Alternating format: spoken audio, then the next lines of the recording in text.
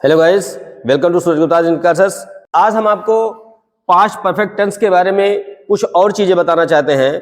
Past perfect tense में कभी कभी सेंटेंस इस प्रकार से आते हैं जिसमें दो सेंटेंस होते हैं और दो सेंटेंस के बीच में से पहले या के बाद लिखा होता है।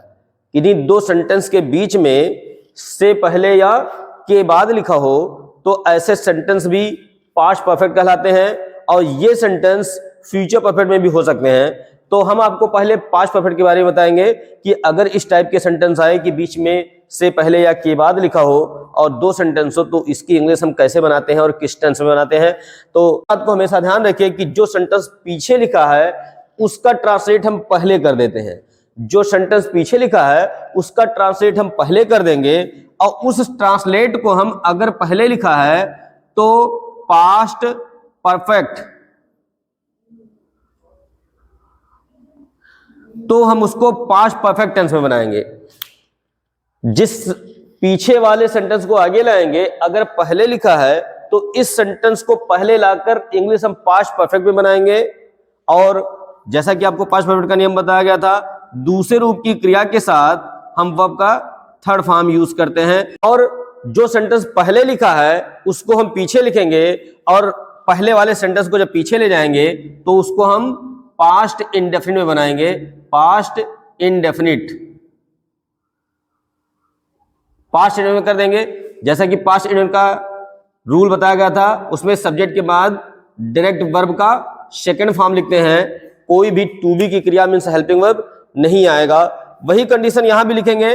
अगर बाद ये बताया गया जब से पहले लिखा हो तब पीछे वाला पहले लाके हम इसको पास्ट परफेक्ट में बनाएंगे और इंडेफिनिट पीछे जाएगा। लेकिन जब के बाद लिखा हो तब भी वही कंडीशन, पीछे वाले सेंटेंस को हम पहले लिखेंगे लेकिन तब हम इस पहले वाले सेंटेंस को पास्ट इंडेफिनिट में लिखेंगे। इंडेफिनिट, ये आपको ध्यान रखना है। और आगे वाला पीछे जाएगा तब ये जाएगा पास्ट परफेक्ट में, पास्ट परफेक्ट। इस पॉइंट को आपको ध्यान रखना है कि पहले लिखा है तब भी पीछे वाला आगे आएगा, बाद लिखा है तब भी पीछे वाला आगे आएगा। लेकिन पहले लिखा है तो जो पहले लिखा जाएगा वो पास्ट परफेक्ट में जाएगा, मतलब हेड और थर्ड फॉर्म में जाएगा, और आगे वाला पीछे पास्ट इंडेफिनिट मतलब वर्ब के सेकंड फॉर्म में जाएगा। बाद लिखा है तब भी पीछे वाला पहले आएगा, लेकिन तब जो पहले आएगा वो पास्ट इंडेफिनिट रहेगा। अब पहले वाला जब पीछे जाएगा वो पास्ट परफेक्ट रहेगा। इस पॉइंट को आपको ध्यान रखना है।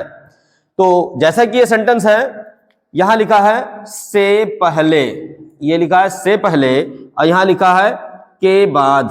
तो जैसा कि यहां बाय रूल बताया गया कि पीछे वाले सेंटेंस को हम पहले लाएंगे और इसको हम पास्ट परफेक्ट में लिखेंगे। तो हमको दिखाना चाहेंगे ये पास्ट परफेक्ट टेंस में होता भी है।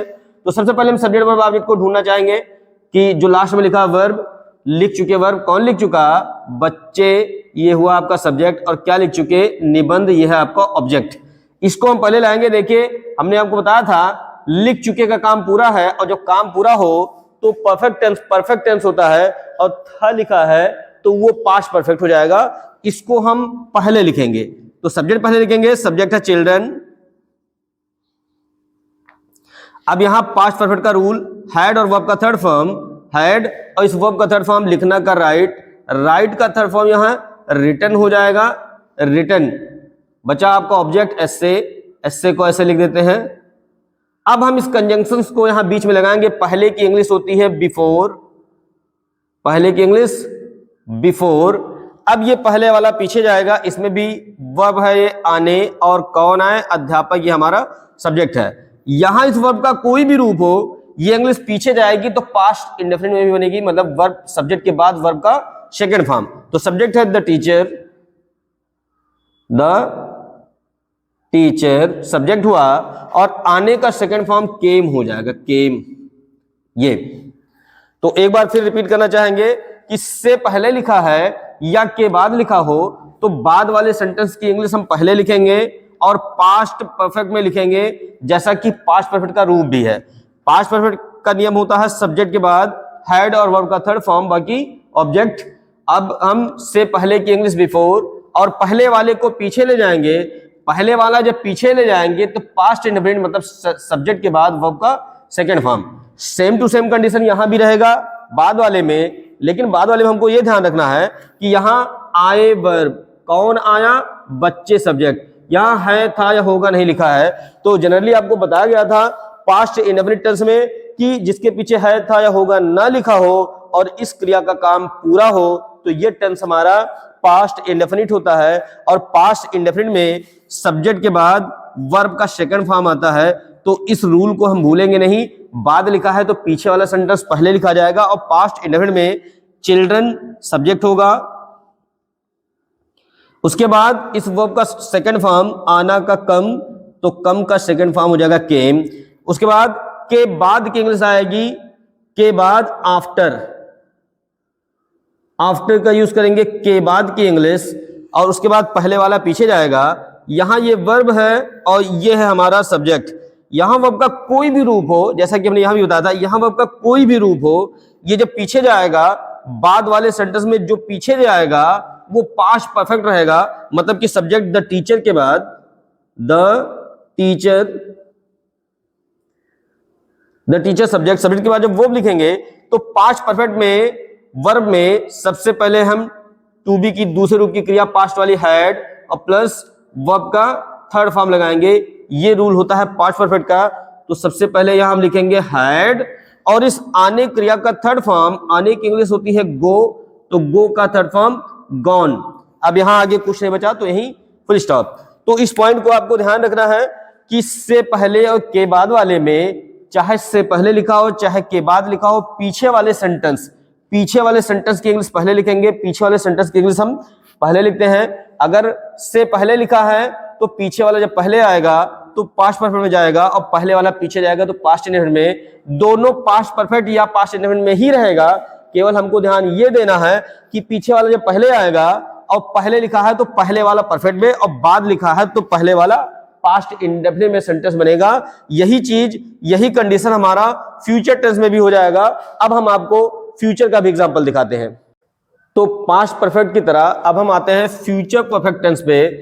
फ्यूचर परफेक्ट में भी दो सेंटेंस कभी कभी आ जाते हैं और बीच में पहले या के बाद लिखा होता है, तो इस सेंटेंस को भी ध्यान देना। इसमें भी पास्ट की तरह वही होता है कि से पहले या के बाद के पीछे वाले सेंटेंस को हम आगे लिख देंगे और वही टेंस होगा लेकिन इसमें फ्यूचर में आएगा। से पहले लिखा है तो बाद वाला सेंटेंस आएगा जो कि फ्यूचर परफेक्ट में रहेगा। फ्यूचर परफेक्ट में, फ्यूचर परफेक्ट में क्या होता है कि इसमें विल या शैल के बाद हैव का यूज किया जाता है, हैव और वर्ब का थर्ड फॉर्म। विल शैल के साथ हैव के साथ वर्ब का थर्ड फॉर्म आता है और पहले वाले पीछे जाएगा। पास्ट में बताया गया था पास्ट इंडेफिनिट में जाएगा, लेकिन यहां फ्यूचर होते हुए भी पहले वाला सेंटेंस जब पीछे इंडेफिनिट में जाएगा तब वो सेंटेंस प्रेजेंट इंडेफिनिट बनेगा। प्रेजेंट इंडेफिनिट, इस पॉइंट को यहां ध्यान रखना है। इस पॉइंट को यहां ध्यान रखना है कि ये जो इंडेफिनिट बनता है ये present indefinite, sentence future indefinite का होगा, इंग्लिश प्रेजेंट इंडेफिनिट बनती है। इस पॉइंट को आपको ध्यान रखना है। और प्रेजेंट इंडेफिनिट में क्या होता है कि सब्जेक्ट के बाद वर्ब का फर्स्ट फॉर्म और सब्जेक्ट सिंगुलर, तो वर्ब में यस या तो यस लगा देते हैं उसको सिंगुलर बनाने के लिए। वही कंडीशन यहां भी है, जब बाद लिखा हो तब भी पीछे वाला सेंटेंस पहले आएगा लेकिन ये इंडेफिनिट में आएगा और फ्यूचर में प्रेजेंट के इंडेफिनिट में बनेगा। प्रेजेंट इंडेफिनिट, इस पॉइंट को याद रखना है। इस पॉइंट को विशेष करके आपको ध्यान रखना है कि के बाद सेंटेंस फ्यूचर में है लेकिन ये प्रेजेंट इंडेफिनिट बनेगा। प्रेजेंट इंडेफिनिट में सब्जेक्ट के बाद वर्ब का फर्स्ट फॉर्म, अगर सब्जेक्ट सिंगुलर तो इसमें यस या तो ईएस लगाना है। अब हम आपको यहां दिखाएंगे, पहले वाला जब पीछे जाएगा तो ये फ्यूचर के परफेक्ट में जाएगा, फ्यूचर परफेक्ट। और फ्यूचर परफेक्ट में जैसा कि यहां बताया गया, सब्जेक्ट के बाद विल या तो शैल और इनके साथ हैव आता है और हैव के बाद वर्ब का थर्ड फॉर्म आएगा। यह है आपका फ्यूचर परफेक्ट। तो यहां आपको दिखाना चाहेंगे, यहां लिखा है से पहले और यहां लिखा है के बाद। तो जैसा कि बताया गया कि जब पहले लिखा हो तो पीछे वाला सेंटेंस जब आगे आएगा तो फ्यूचर परफेक्ट में रहेगा। इसको हम पहचान भी वही रहेगा, दिखाते हैं। लिख चुके वर्ब कौन लिख चुका? बच्चे सब्जेक्ट, और ये आपका ऑब्जेक्ट है। तो पहले सब्जेक्ट लिखेंगे बच्चे, बच्चे का चिल्ड्रन, सब्जेक्ट लिख चुके। अब हमको लिखना वर्ब, तो काम पूरा हो तो परफेक्ट, और गा लिखा है तो फ्यूचर परफेक्ट, वो पहचान में भी वही रहता है। तो फ्यूचर परफेक्ट में क्या होगा कि विल हैव, और इस वर्ब का थर्ड फॉर्म लिखना की इंग्लिश होती है राइट, और राइट का थर्ड फॉर्म रिटन। सब्जेक्ट, फिर विल हैव, और वर्ब का थर्ड फॉर्म ये हुआ पास्ट परफेक्ट टेंस, और सॉरी फ्यूचर परफेक्ट टेंस, और निबंध की इंग्लिश हो जाएगी, ऑब्जेक्ट को हम लिखेंगे एस को ऐसे लिख देंगे। अब लिखेंगे से पहले की इंग्लिश बिफोर, अब पहले वाला सेंटेंस पीछे जाएगा। जैसा कि पास्ट में बताया गया था कि क्रिया का चाहे कोई भी रूप हो, जब ये परफेक्ट हुआ तो ये इंडेफिनिट में जाएगा, लेकिन फ्यूचर के इंडेफिनिट को हम यहां प्रेजेंट इंडेफिनिट में ट्रांसलेट करेंगे। सब्जेक्ट है द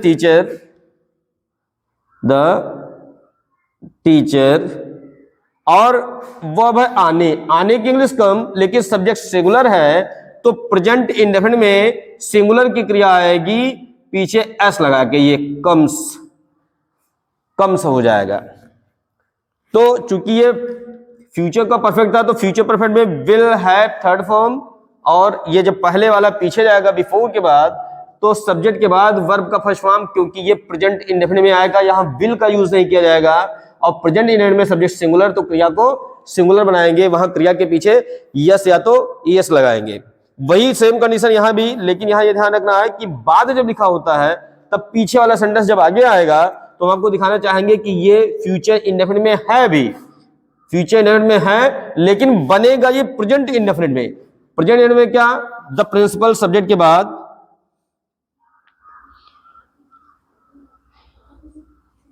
बाद जो वर्ब आएगा, ये प्रेजेंट इंडेफिनिट में वर्ब का फर्स्ट फॉर्म आना का कम, प्रेजेंट इंडेफिनिट में फर्स्ट फॉर्म, लेकिन सब्जेक्ट सिंगुलर, तो प्रेजेंट में क्रिया को सिंगुलर बनाने के लिए पीछे यस या तो ईएस लगाई जाती है, तो इसलिए यहां एस लग जाएगा, ई पहले से लगा है। अब आएगा के बाद का आफ्टर के बाद पहले वाला पीछे जाएगा। अब पहले वाला जब पीछे जाएगा, ये इंडेफिनिट हुआ तो ये फ्यूचर के परफेक्ट में जाएगा। फ्यूचर परफेक्ट में जैसा कि रूल बताया गया, पहले सब्जेक्ट, फिर विल हैव या शैल हैव के साथ वर्ब का थर्ड फॉर्म। तो यहां सब्जेक्ट है द टीचर हुआ सब्जेक्ट।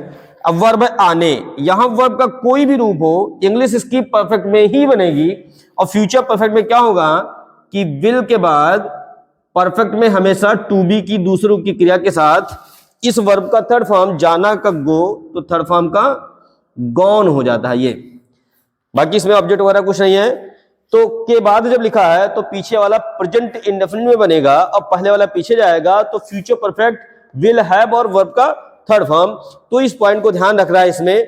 तो ध्यान रखिए, पास्ट परफेक्ट में बताया गया कि एक इंडेफिनिट तो दूसरा परफेक्ट, एक परफेक्ट तो दूसरा इंडेफिनिट, लेकिन पास्ट वाले में जो इंडेफिनिट और परफेक्ट रहेगा वो दोनों पास्ट का ही रहेगा, पास्ट का परफेक्ट और पास्ट का इंडेफिनिट। लेकिन फ्यूचर में जब आते हैं तब भी वही रहेगा।